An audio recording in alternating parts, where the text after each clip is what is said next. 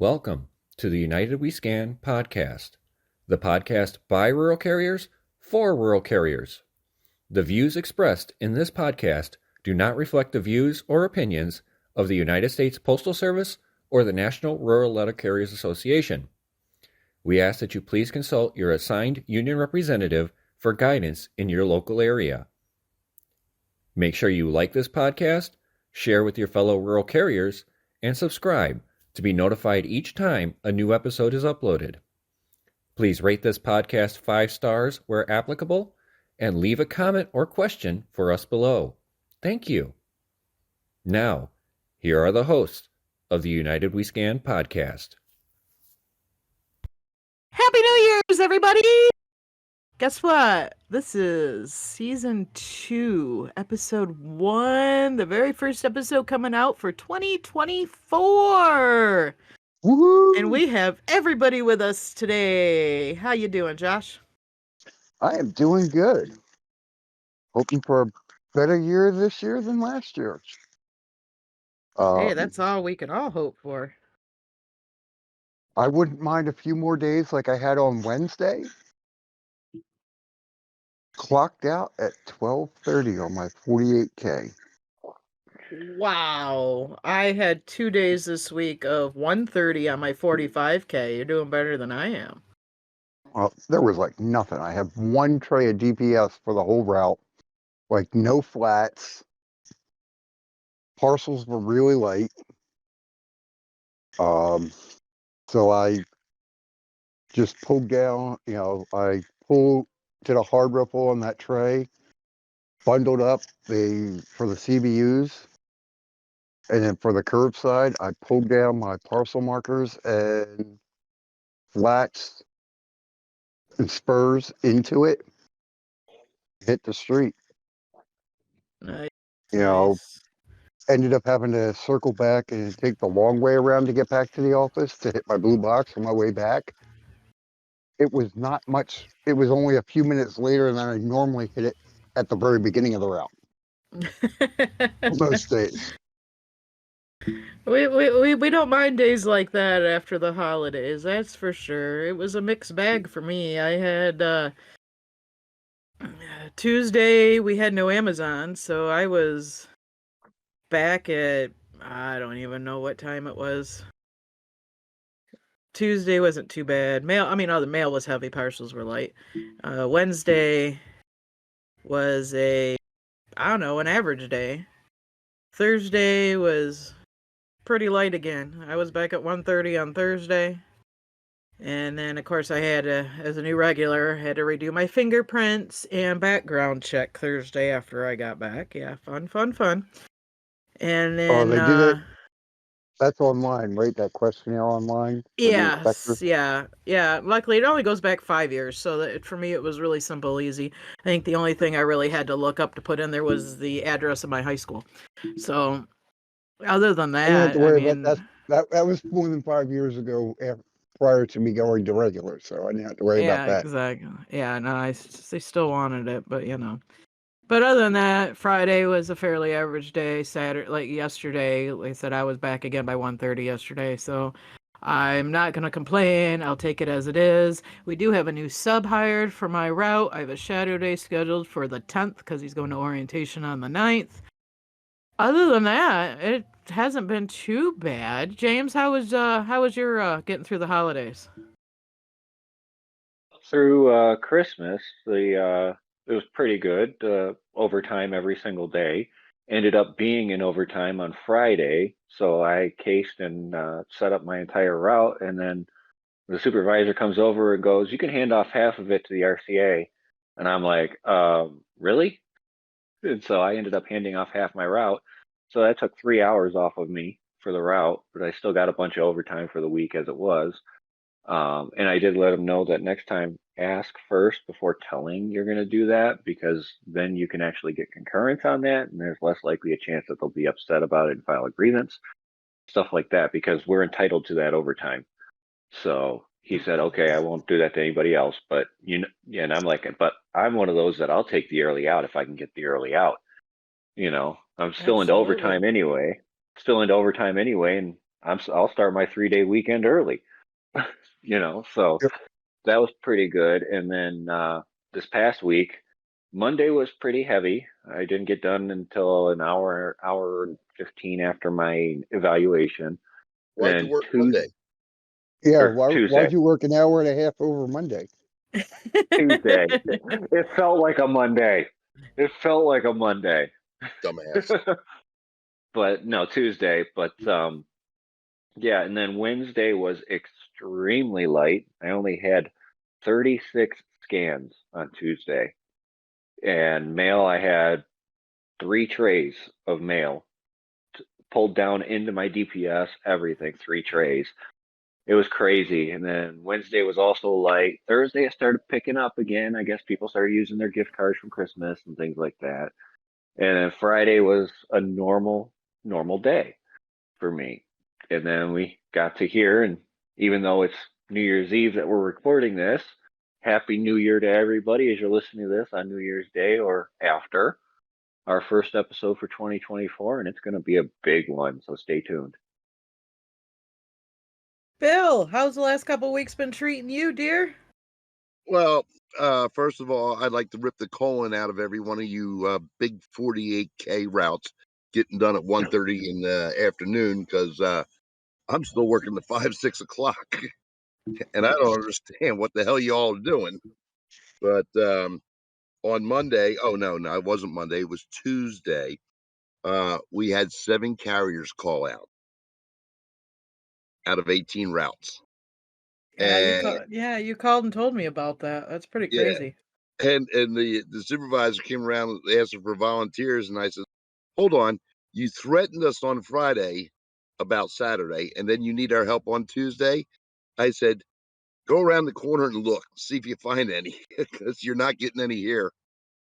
And our local Poom, who I call a little bit of a name because he's short, and he was in the office, and he wasn't happy about it. So on Wednesday, he decided that no regular carriers are allowed to help on any vacant routes for the rest of the MOU. That's Okay. fine by us, I don't give a shit.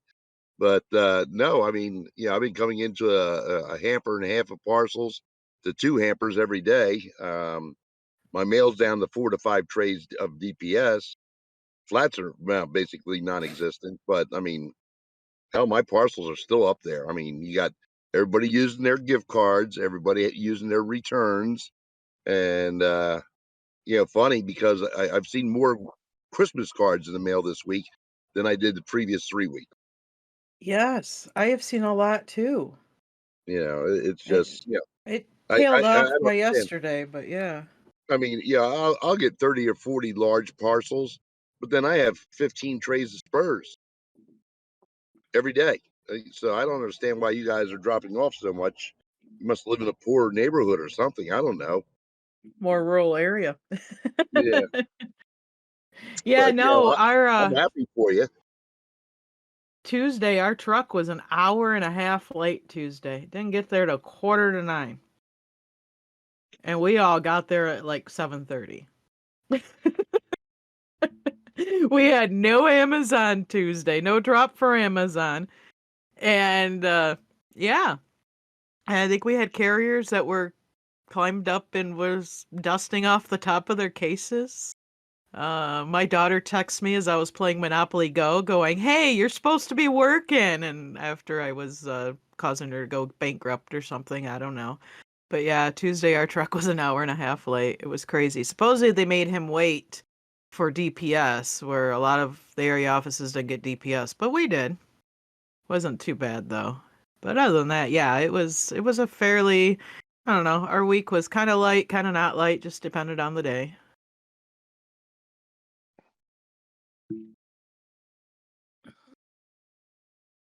All right, James, what was that? You had a good topic you wanted to discuss about holidays and scheduling and order of consideration. Well, let's just start off with that one.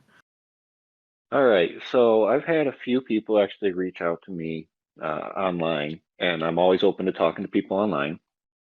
And their biggest question came about holiday scheduling and who is actually supposed to be forced into work out of regular carriers, because the holiday leave is a different force in than standard, because you have the holiday, which for us these past 2 weeks was on Monday, and the designated holiday being Saturday. People were getting upset because they were forced in both Saturdays. And so I wanted to bring up the topic and actually specifically explain the part of the contract that deals with this and why it's just a little bit different compared to normal call-ins for forcing people in. So the biggest part of it is, of course, Article 11, holidays, Section 2, payment, which is subsection B. When a holiday falls on the relief day of an evaluated carrier, the carrier shall be granted the preceding workday as the designated holiday. When the primary leave replacement is unavailable on the carrier's designated holiday and other leave replacements are unavailable in accordance with Article 30.2.d, the regular carrier may be scheduled to work on the designated holiday. For the purpose of this section, a leave replacement is considered unavailable when he or she is assigned to work on any regular or auxiliary route. A regular rural carrier required to work on a designated holiday shall receive the daily rate of pay for such day in addition to holiday leave pay to which the employee is entitled.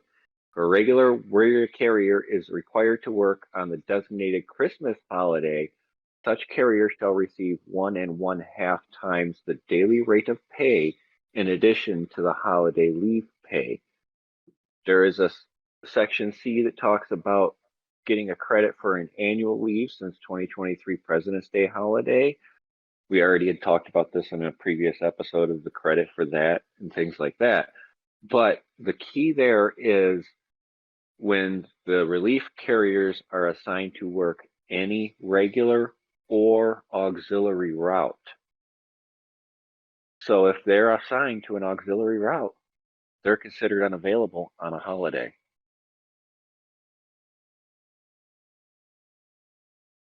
So what does that mean to you guys? What does that section mean?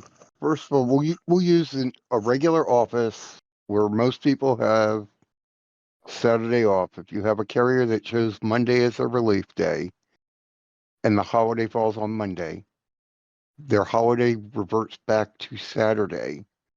It's cheaper to bring them in to work their observed holiday than it is to bring in a carrier on the RDWL at time and a half. Except in the order of, see, you talked about the RDWL. They have to bring in the RDWL first. This is forcing carriers in after you've gone through it. Not on their holiday. A holiday order consideration by itself does not include holiday carriers. It's cheaper for them to work a holiday carrier than someone on their relief day. So they're going to work the holiday carrier first. But if you read section 9 of the order of consideration, it says select a regular rural carrier to work in accordance with Article 8.5. A, select carriers on the relief day work list in order of seniority on a rotating basis to work the relief day. Then B, if the need exists, the employer will accept volunteers from regular carriers not on the list before requiring carriers not on the list to work the relief day. Such requirement will be by juniority. And the only exception listed here is any regular carrier may be bypassed from working a relief day if the hours worked would cause them to exceed 2080 hours for the guarantee year or 56 hours for the week. Right. That's the one Keep in mind that designated holiday is still your regular work day. Yes. Yes. So that's the caveat to that. It's still your regular work day. It's Yes. not your relief day. Your holiday moves, not your relief day. Your relief day stays the same. And the key to It that never also is, changes. and they talk about forcing by juniority.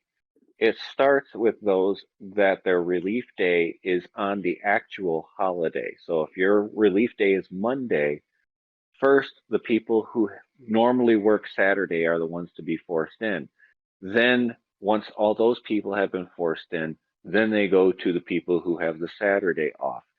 And this gets a lot of people in a tizzy in offices because people that have 20 years in as a regular could be forced in on the Saturday designated holiday because they have Monday off over the guy who only has 2 or 3 years in that has a Saturday relief day. But that's the way it's supposed to be. Yeah, you're gonna work your holiday before over somebody's Drop day. Your Relief drop day. drop day. relief Yeah. day. Yes. Yes. So that's a big key. Unless, like I said before, if you're a mail carrier in my office and your relief day is a Saturday, and that becomes the carrier's Monday K day is now holiday is Saturday, you're gonna stuck working so they can use your sub to cover that person's holiday. Yeah, yeah. But anyways, side note. There, but that would be a grievance. And what are we doing when something is violating the contract, Bill? We file, and file. Smile. Yep, even if we are on the relief day work list. Yeah. Yeah. Yeah. That's But my yeah, management has pretty much said if you're on the relief day work list, you're volunteering to give up every relief day to work. So, yeah. yeah. We're not going to go there And right now. there is a caveat to you being forced in too, and that is if you have a annual leave, sick leave, or an X day scheduled adjacent to your relief day, you will not be required to work your relief day, even if forced in, even if they're forcing people in, unless you volunteer. Hmm. So Correct. I just wanted to cover that because there are so many people that don't understand that process and designated holiday versus actual holiday. It's a lot easier when the holiday falls on a Saturday because everybody just gets Saturday off. Yeah. All right. Yeah. All right. Party. But that What's a was the biggest. Saturday off? That's why holidays falling on a Saturday are a great thing because even people who have to work 6 days a week get Saturday off. This Mm. is true. Yes, yes. But so Eh, yeah, that's the biggest thing that a lot of people have is who gets forced in first. And they actually have to ask from seniority down through everybody For before they force. volunteers. Yes. And that includes both the people that have a Saturday and a Monday relief day. So they literally start at the most senior to the least senior person asking if they want to volunteer. And then juniority on people Saturday first, then juniority on people with Monday. Or juniority with people on Monday first for a Saturday designated holiday, and then Saturday people after that. I misspoke. Yep. So So, and with the Christmas overtime season ending on the 22nd, Sucks. that and being the fact that I went regular November 18th, that means I'm not on the relief day work list. So now I'm baking X days. I well, have sounds two. like you're about to have a sub though. I am. I will have a few banked X days until we get that sub up and going. So I'm up to 2 so far. Yep, yep. And as long as you don't run them off like the last couple of them. I don't think so. He seems pretty excited for this job. I did a little social media sleuthing on who it is, so I had an idea of what I was working with, and so we'll see what happens. We'll see. I'm very optimistic. Let's put it this way for this time. Whether or not their longevity in my particular office will go past a year, that I don't know, but we're optimistic at this point. So, So what you're and saying is you're keeping your fingers crossed, but not holding your breath. exactly. Yeah, that's all I can do. I definitely don't hold my breath in my office one bit for anything. Uh, Oh, that brings me back to Tuesday, because when we had our 7 open routes, one of our subs walked out. oh boy. Yeah, just said, "Fuck this, I can't take this anymore," and just walked out. We have a regular carrier in my office that's pretty close to that at this point in time too. Oh, I'm like that every day. You get in my face. I'll pack up, go Well, out. you can retire at any time you want too, so Well, I could have retired in the past 4 years, but my wife makes me I work. those of us are just starting our career. So Of Yeah, course, you're actually, going to ones that blame the just poor became sick regular. woman. that's what I'm saying, just starting our career at the ripe old age of 45. So yeah, I've got some time to go still. So now I want to talk about what our plans are for this year with the podcast. So we do have a bit of things lined up already that we're working on. Tentatively, we have a schedule of special guests that we're going to be bringing in, as well as looking for an RCA or two or other members that wish to actually step up and join in the fray of conversation here. You know how Yeah. fun we have it. Maybe And you we could join are, in with us. yeah, exactly. And on a revolving basis is fine. If you don't want to do it every week, you don't have to. If you want to just come in and say your piece and be done, one and done, you're more than welcome to. I'm actually probably going to do a Google form and I'll post it in the group and on the Facebook page and whatnot. That way people can sign up when they're available. We normally record on Sunday evenings at 7 p.m. Eastern time. So, or start, that's about the time we get on and we actually start recording closer to 7:30. But that way, people can sign up. We can reach out to you ahead of time. There will be a little vetting process going in on that too. But yeah, we do, we're trying to move things along as we come into this new year. Go ahead, James. Sorry to cut you off. No worries. I mean, it's there's a lot of stuff we're going to go on. And the other thing is if you have a story you want told out there, you want to tell us your story of something that happened to you that you've heard happening in other places, and you want to tell your story and get advice from us and actually talk about it on air with us, we're willing to do that as well. There's so many opportunities for different ways this can go. But the biggest thing is we want to make sure that we are here answering your questions and helping you to get through whatever it is you're dealing with. And point And, you in the right direction on where you need to go to further rectify a situation if needed.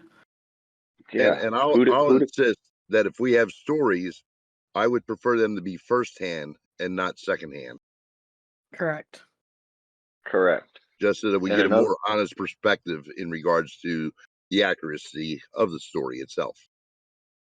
yeah, and another big one that I want to have talked about, and something that I get contacted about a lot, is on the job injuries, workman's comp. We're actually going to be bringing Ron Speakman from Fed Up into the mix and having a conversation with him about going through the process of on the job injuries, OWCP, and things like that, because he is very knowledgeable in that stuff, a lot more than a lot of the people that we've talked to. And so we're going to actually pick his brain about the whole process and what it can mean for rural carriers as well. Absolutely. Ron's a good guy, as I see he's listening in right now. But Yeah. yes, we have big plans coming up for 2024. And I'm excited for this year, guys. How about you? Oh, I'm really excited. It's going to be quite an interesting lead up to both the rest of the year as well as international convention this year. And that's the big push we're going for now. and getting there. So Absolutely. Absolutely. Yes. Who's going to National join me in convention. Oklahoma? Oklahoma. Yeah, What's going we're on in Oklahoma? the Western states. Oh, when is that? Not Western. What is it? Southwest. Southwest. When is Yeah. that one? It's in February. Oh, we'll see. Maybe. I might be able to maybe. join you. Lot I of might. lot of votes there. There Yeah. is. You know what? Let me look at the dates and I may be able to join you on that one. We'll see how it goes with my RCA. I'd be more than happy to give him some hours. Like I said, I got some banked X days coming up. I mean, I've looked at SAC, but SAC is more informational Mm-hmm. than a open mic type opportunity. So I'm a little. I got to make up my mind by the 10th, January 10th, on that one. But yeah, the Southwest, I definitely want to get to. Okay. What about mid states in May? Where's that at? Muskegon, Michigan. Yeah, who the hell wants to go there? Oh, fine. I was gonna say you can make it an extended vacation because the following weekend, I do believe, I have to double check the dates. I do believe the following weekend is my daughter's graduation. Oh, okay, yeah, I look forward to it. There we go. No, that one's also under consideration, as well as the Western states too. Yeah. Like I said, let me know if, like I said, I want to get this RCA trained and give him some hours. So I'm more than and use up some X days. So we'll see So, what we got going on. so Bill, you Yes. want to tell them why you're going to be attending all these regional conventions? Let's see. To spread the message, to spread the word, to spread dissent, to get my face out there in front of people, get their input, let them know that we have a better future if we get the right delegates selected for the national convention, promote the craft over the union. Damn, let's see. What else do I want to do? I, Just generally start shit. But why? What is the ultimate goal you want to achieve out of all that? say, wasn't there Um, something else? Yeah. I would like to be the president of the National Rural Letter Carriers Association, so that we can have true representation of the craft on the national board, and so we can get rid of the Gang of Nine that's been ruling our board for the past 20 years to their own benefit and not for the benefit of the carriers. You heard it here, folks. Bill May is running for president of the National Rural Letter Carriers Association. You're the first to know. I mean, besides us, of course, but you're the first to know that Bill is going to be running for national president. So we need everybody involved. We need people out there on the streets, getting people to run for delegate, getting people to vote for delegate, getting that happening, because Bill is running for president. And I could tell you this from knowing him these last year and a half, 2 years. He's a Intimately. great guy. He's a great guy, and he cares about the craft. He cares about participation. He wants to take care of this craft because he may be an angry old man sometimes, but that passion he has for it shows in how he does things. Well, let me just follow up on that. For those who don't know me personally, I could have retired 4 or 5 years ago easily. I've done well in the market and everything. My wife is 6 years younger than me, so I'm kind of waiting for her to catch up, to Social Security and all that. But what drives me is the stuff that I see every day in my office and address. The social media pages that I, peruse through and sit there and go, how can this be happening in the office? How can this be happening in our steward system? How can this be happening at the national level? Where are the people that we've elected to represent us? Why aren't they out there pounding the bricks, saying no more? And the whole reason of it is they're not there for out of concern for us. They're out there to milk it till they get to retirement, and then they'll be gone. and they're just passing the torch down the ladder, as we have seen over the past 5-6 years. And there's no concern for the carriers. I mean, let me tell you, ladies and gentlemen, I am passionate. And I do get angry because of the fact that I see how everybody's treated. And then I get jealous when I see people who have great postmasters. We have a national steward system that should have our back. And guess what? We don't have a national steward system for us. We just pay them. And I want to put some teeth in the steward system. Yeah, I agree Jay? with you there. I agree with you there, Bill. The thing about it is I have talked with stewards across this country. I've talked with ADRs across this country. I've talked with district reps across this country. And I've talked with carriers across this country that tell me the downfalls within our national steward system. The communication line in our steward system is broken. There are issues all up and down the chain. I've talked about this before. I talked with an ADR who's not only working his route all the time, he's also spending his off time away from the route, away from work, doing steward work. And he's done 100+ hours a week as a ADR working for the craft. That's the type of people I like working as ADRs, is the people that are willing to get down and do the work as hard and passionately as I do for the craft, and how much we care about the craft. Those are the type of people we need working for our system. And then I hear from others who tell me they contacted their ADR and they haven't heard back in a week, 2 weeks, 3 weeks, a month, things like that. Or they send a question to somebody and they get a response back of, let me look into it, I'll get back to you, things like that, and they never get a response back. Our system is so broken up at the top that we have our Director of Labor Relations operating the steward system.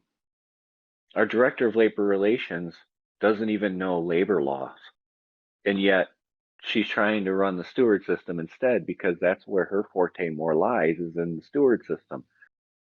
So in order to fix this, we need somebody who's going to turn around and tell these stewards and ADRs and DRs they have a specific time frame to get back to their carriers.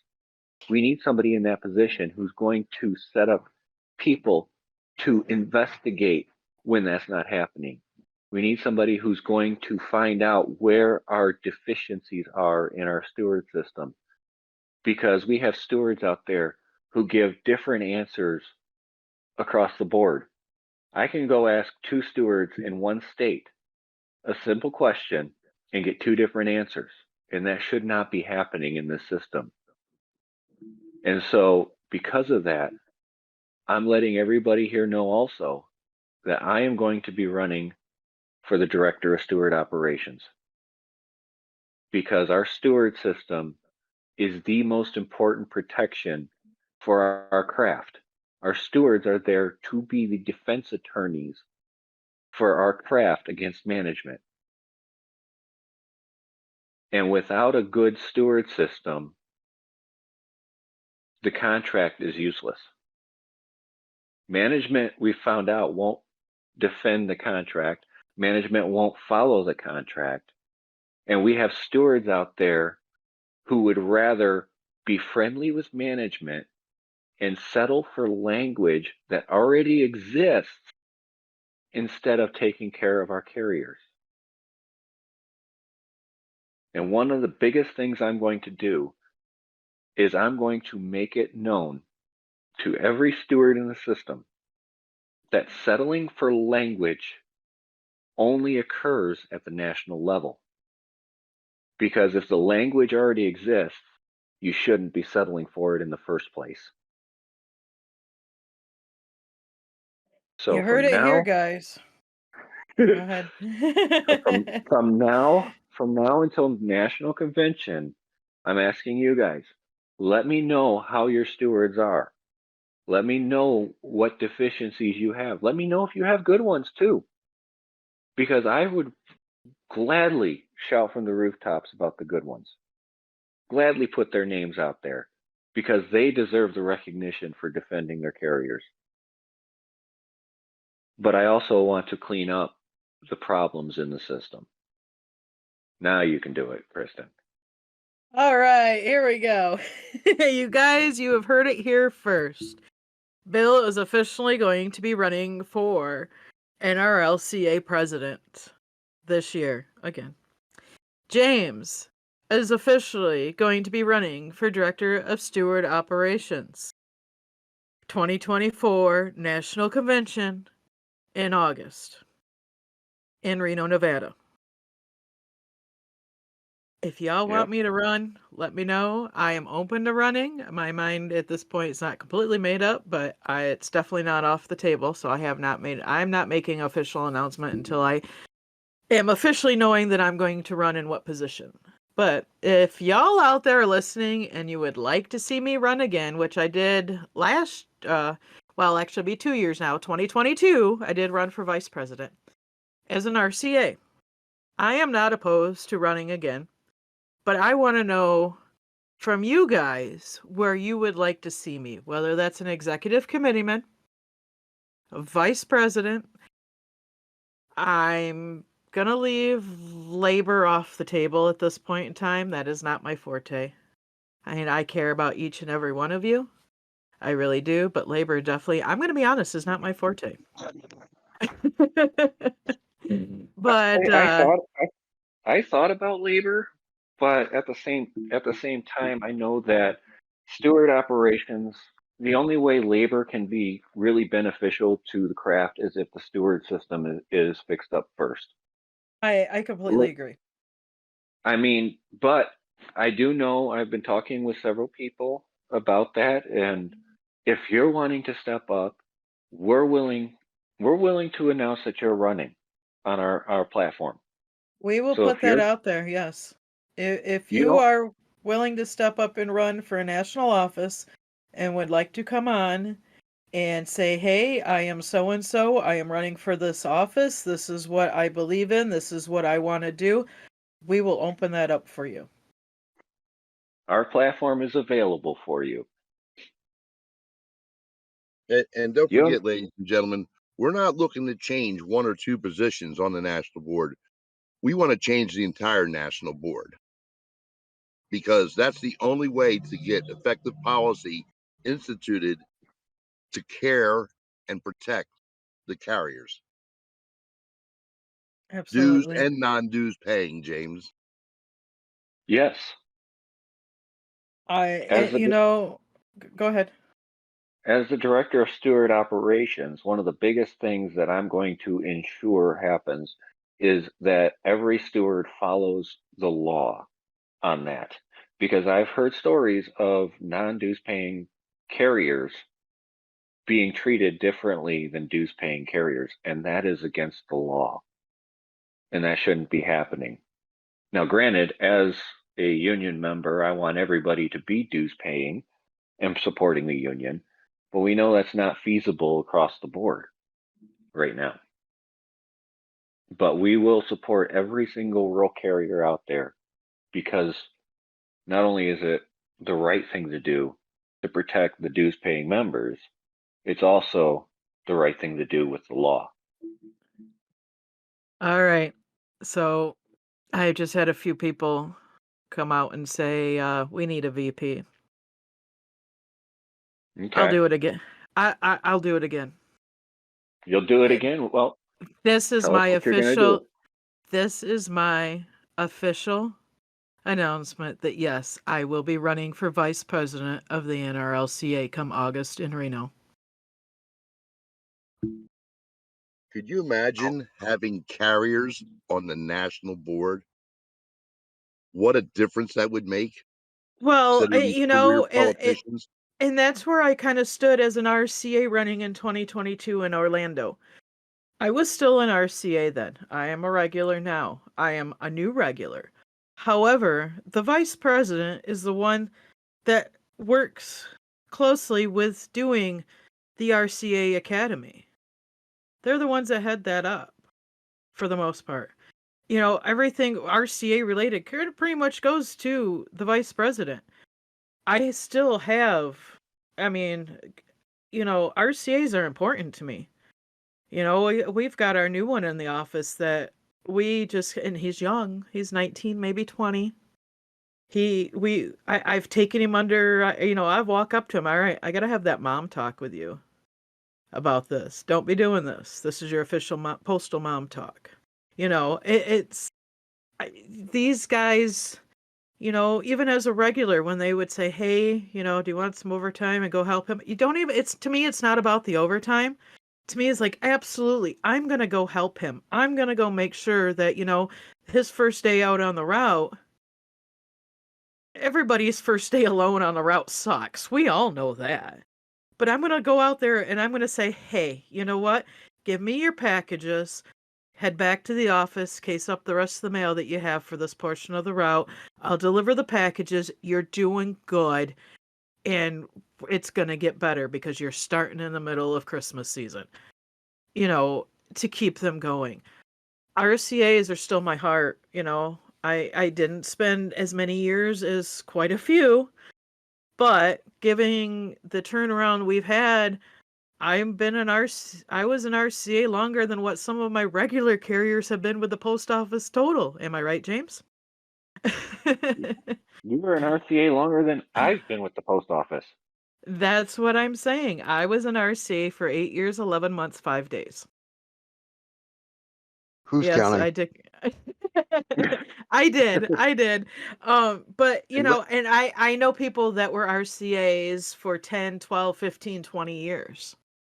I mean, I get that. I fall kind of right in the middle. I mean, we've got one friend of ours who was an RCA for 13 months and went full time. You know, that RCAs and how we can better train them and get them going to where and are better treated in their offices.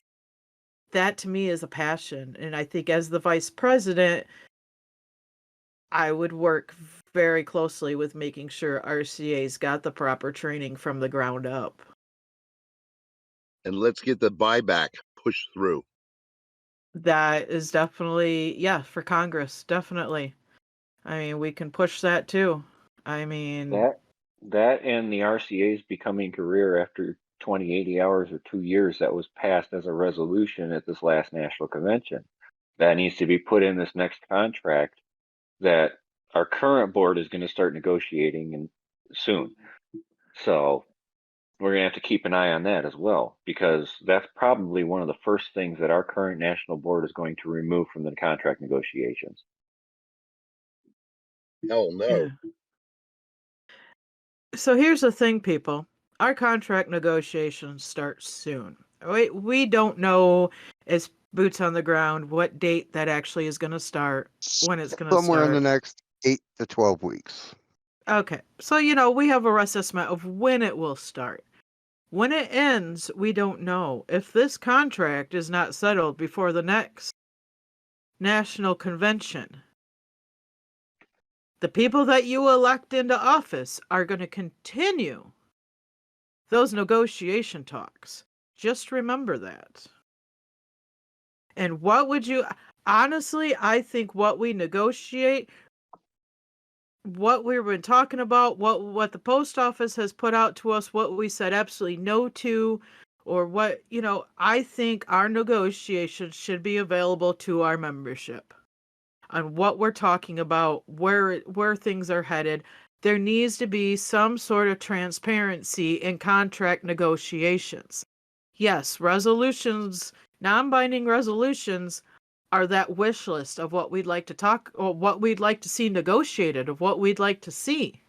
But what actually gets talked about and negotiated, we have no clue until it comes to ratification meetings.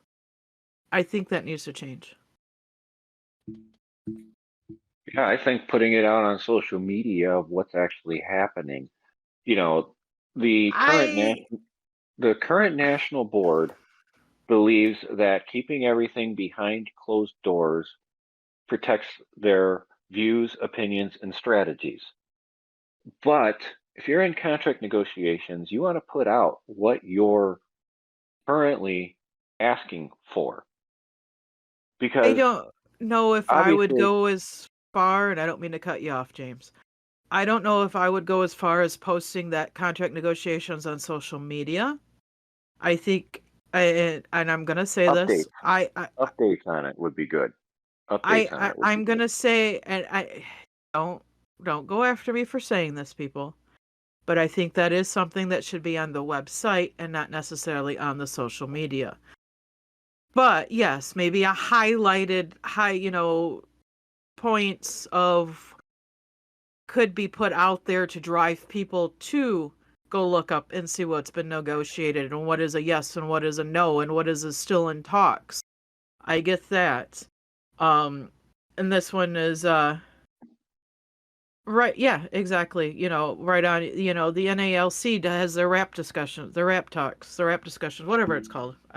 Remind me if I'm wrong on that, but they put that out for the membership. But and one of my biggest concerns, as is many, is the post office wanting to go after the Article 30.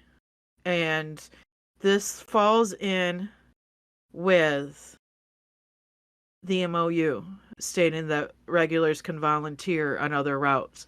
That MOU that has been extended time after time after time since COVID. Yes, it went away briefly, then it came back.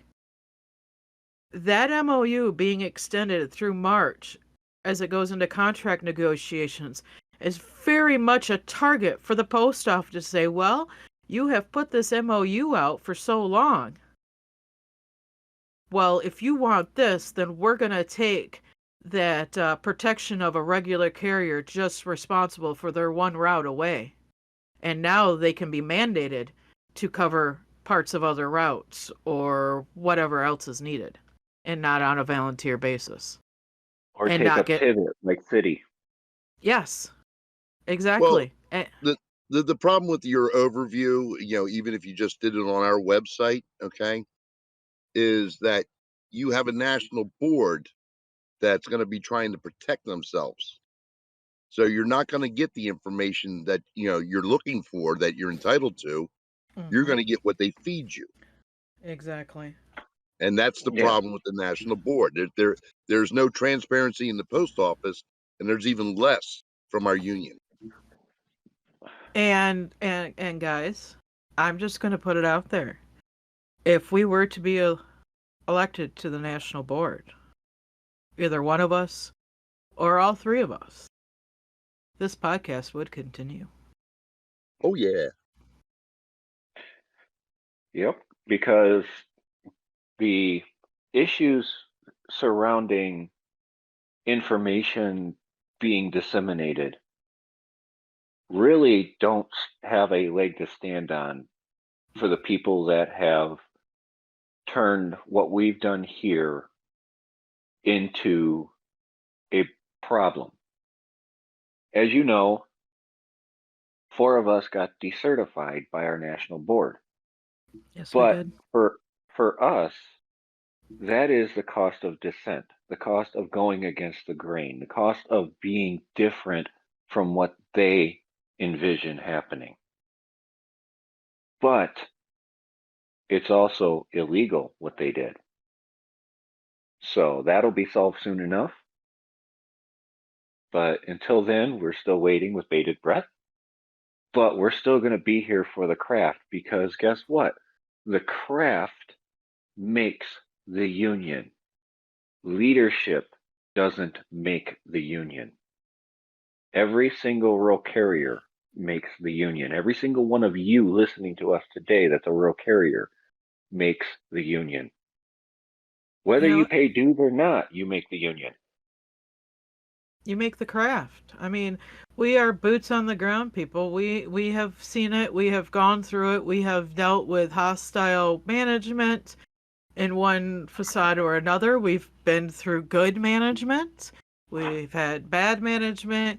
We are working our relief days. We have worked other routes and gone out and helped. We are people that have experienced what has been going on in the last 5 to 10 years of the post office. The biggest thing we've gone through in the past is the 2008 recession. That is what caused a lot of the problems to start forming within this union. Yes, there were problems before that, but they've gotten even worse since the 2008 recession, when everybody from the Postal Service back to GM, Ford, and Chrysler, the big three, other unions out there, they all went to two-tier system to try and stave off the companies going into bankruptcies and things like that. And that's one of the things the unions ended up dealing with, because arbitration gave us the two-tier pay, Rex, and stuff like that when Jeanette Dwyer, one of our current committeemen, was president of the union. And now it's time for us, as the UAW, as the Teamsters, as every other union out there. Heck, I just read an article yesterday of a Costco in Virginia going union. Costco, one of the companies that actually takes care of their employees, has gone union. So now is the time for unions to step up and negotiate a better contract for everybody. And that starts with the leadership that's negotiating it. And right now, we don't have the leadership that has the balls to do it. And I'll just put that out there. Well, I'll put the caveat out there that if we maintain the current leadership, our next contract will look like the last contract. And there's not going to be any protections in there whatsoever. It'll be the standard 1.3% raise, the cost of living. Oh, we got your COLAs. You know what? A lot of these people say, take your COLA and shove it up your ass.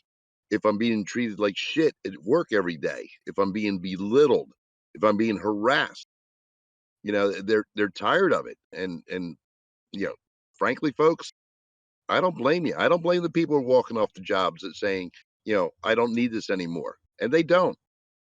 There's plenty of jobs out there that, won't treat you like this. And God bless you if you go a different path, because, you don't want to deal with it. You have a family life that, has enough problems on a personal level. You don't need to take this toxicity home. Leave it at the office. Go find another job if you have to.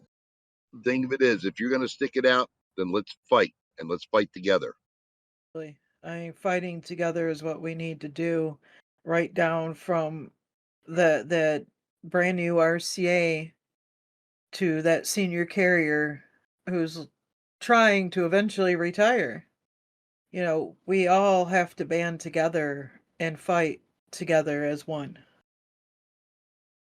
That was part of my platform when I ran for VP in 2022 was, I want to hear from the membership. If you have an issue that you're not getting through to other people, or it's something that needs it, to contact. I mean, I had a lot of people saying, so you're going to field 1,000 phone calls in a day, or you're going to get back to, it may not be able to get back to you right away, but yeah, if you reached out to me as a national officer, I guarantee I will get back to you within a week. Within a week. That's fielding through everybody. I'm hoping to narrow that down. But yeah, I would get back to every single person that reached out to me personally. One way or another. If that means I'm up till 3 o'clock in the morning typing out an email to get back to somebody and setting an alarm for 6 o'clock in the morning to make a phone call, or, send an email out saying, hey, what's the best time to call you so we can discuss this? Then that's what I would do. And that's the level of commitment that's needed to represent 100,000 people. James always would like to throw in the caveat of, dues and non-dues paying members alike. What happens to one of us happens to all of us, whether you're in the union or not. So if you overlook a transgression to a non-union dues paying member, guess what? They're going to start coming after you next. Yep. Not on my watch. And as I've seen, we've heard on multiple different podcasts on multiple different crafts. What happens in one office eventually spreads to every office. And what happens in one craft eventually spreads to the other crafts. And one of the other things that we want to do is we want open communication between the craft leaderships. We want the NRLCA talking with the NALC, talking with the APWU to see what management is doing against us. Because right now, as it stands, the leadership that we have is behind the eight ball when it comes to what management's doing. They don't And see it coming. and especially when it gets to, and I'm going to put this in there, the joint statement, the 440. If there is something going on in an office that falls under a joint statement, then we need all of the unions involved on that. And there ain't no reason why we can't reach out and talk to the other unions to say, hey, we've got this came up through the chain for us about what's going on in this office. You got somebody near that office to find out what's going on from your craft so we can all get in on this together and get this taken care of. Yeah, just like pre-episode here tonight, where city, rural, and clerk people were brought together to address the situation in an office. Yeah, buy a poom. Why can't we have more pooms like that? I was amazed. Kudos to that poom to say, hey, don't tell the postmaster, but I want to talk to you to the floor employees, the clerks, the city carriers, the rural carriers. I want to know what's going on in this office because this stuff has come to my attention. What is going on? I want to hear from you. Why can't there be more management like that? Instead, 9 times out of 10, management is the exact opposite and they're causing the issue and it's coming from higher above and trickles on down. Let's take that for us too, okay? Think about this. What would it mean to the craft if leadership was stepping down to the rank and file and talking with carriers on the street, talking with carriers that are dealing with these issues, dealing with bad management? How many MOU 25s would be filed if leadership was actually listening to the carriers on the ground, looking at these offices that have extreme amount of grievances or offices that have absolutely no grievances and seeing what's going on? Imagine how much change would happen if our leadership actually listened to the boots on the ground. At one time, this was working for USPS was a very coveted job. There was wait lists. There was lines to take the postal exams. Even when I first got hired in, well, how'd you get that job? Did you know somebody to get in? And that was only 9 years ago. In today's day and age, we can't even be fully staffed. We're working bare bones. We've got regular carriers that are so exhausted because they're working 6 and 7 days in offices to ensure that the service to their customers is done. And they can't get a day off. They can't get time off for family. They can't get time off for anything. And they're working to the point that they're walking out the door because they're that exhausted and fed up with it. That needs to change. Absolutely needs to change. I talked to a carrier who said, yeah, he takes a nap in his car after he gets done with work before he even drives home because he's so exhausted from working so much. Yeah, I mean, I'm lucky enough that I only live 0.3 of a mile from my office. But, I know, there's many carriers that have 30, 45, an hour and a half commute into their office. That's a long drive. If once you get done after you've worked a 10, 12 plus hour day and you've been doing it for 5, 6, 7 days in a row. I do know a carrier who, once they got married, they ended up moving 70 miles from their office.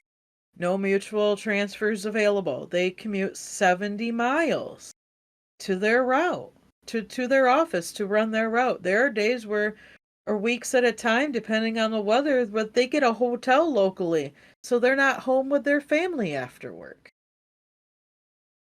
You know, it's and when you're working that many hours, you get tired. I mean, I know I'm tired. I have another carrier in my office who is just wicked exhausted. You know, these couple holiday weekends have been a godsend for us, but we need more rest. Because now we're at home and we're trying to catch up on at-home duties, and by the time we think we're caught up and trying to get some rest, right back to the grind again. You know, it's not good for the soul, and that needs to change. And the only way I think that can change is if we have union leadership that's not afraid to go knock on postal headquarters doors and say, what the fuck is going on and how do we fix this now? Okay, I'm done. As you all could tell, we're very passionate about the craft and passionate about fixing the problems that we see on a day-to-day basis, plus the problems we don't currently see, the problems that haven't been told to us yet, the issues that are occurring in places where carriers are afraid to talk about this stuff. And that's the biggest issue. And like Kristen said, there's the joint statement 4-40. That's very close to me.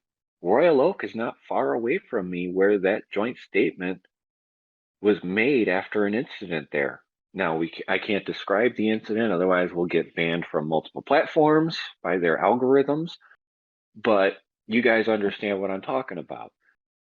You can Google it if you have to.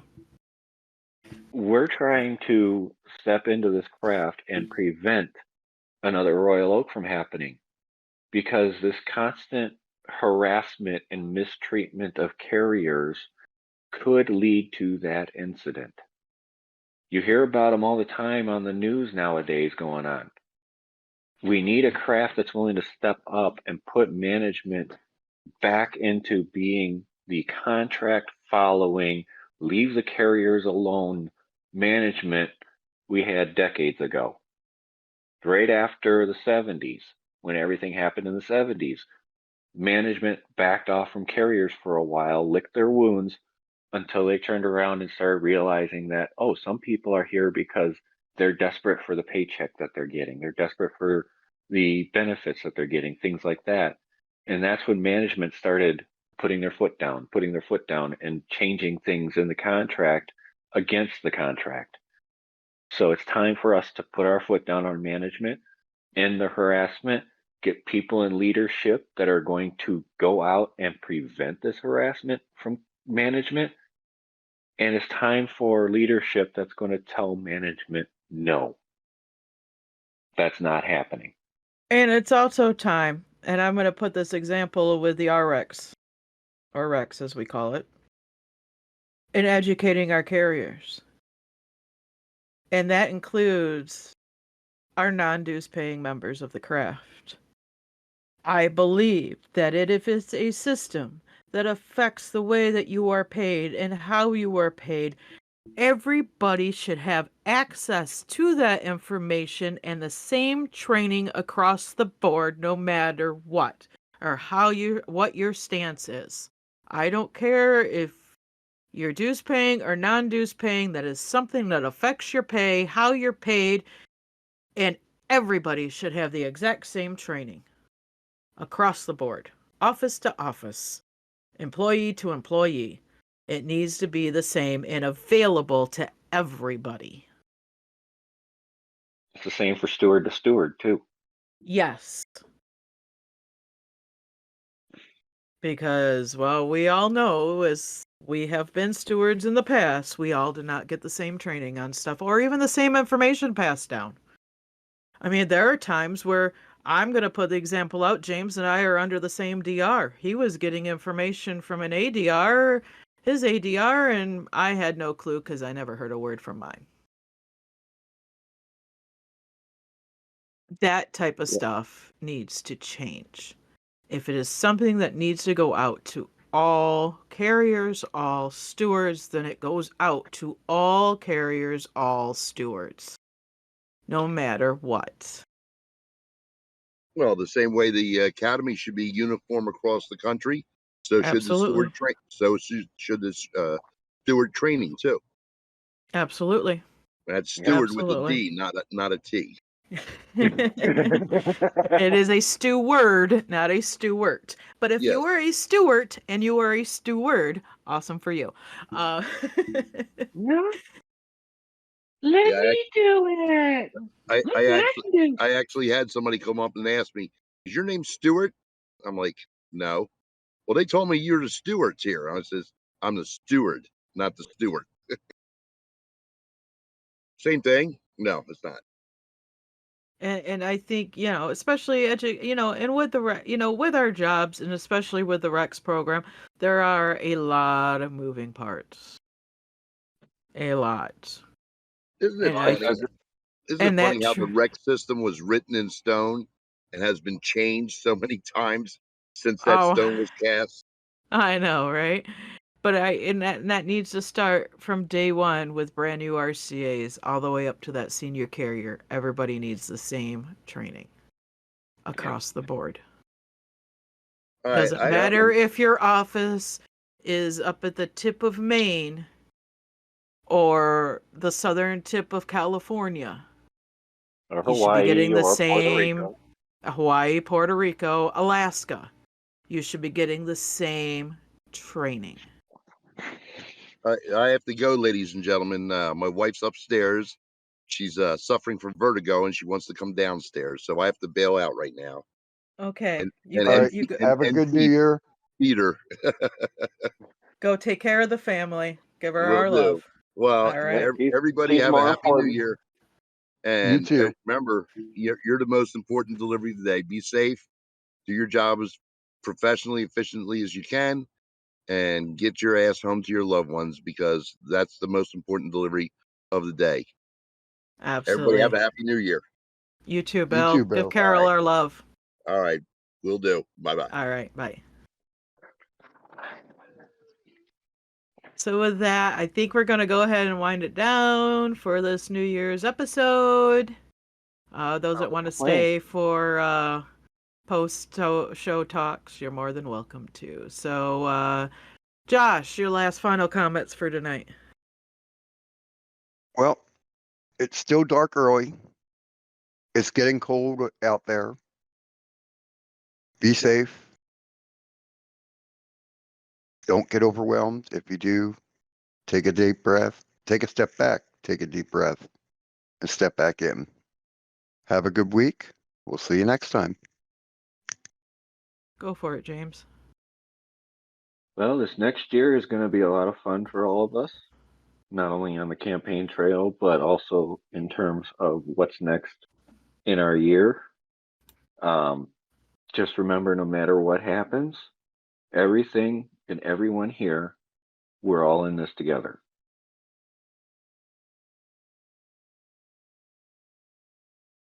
Kristen, your final thoughts? Thank you. Yes, definitely. I know some of us have had a green Christmas, and it has been snowing out there. I gotta remember I still need to put the weights in my LLV. I've been getting away with it for this long. I think it's time that I probably should do that this week sometime. But on that note, guys, just remember, stay safe out there. Happy New Year to everybody. And we look forward to a very positive and prosperous 2024. And we will see you next time.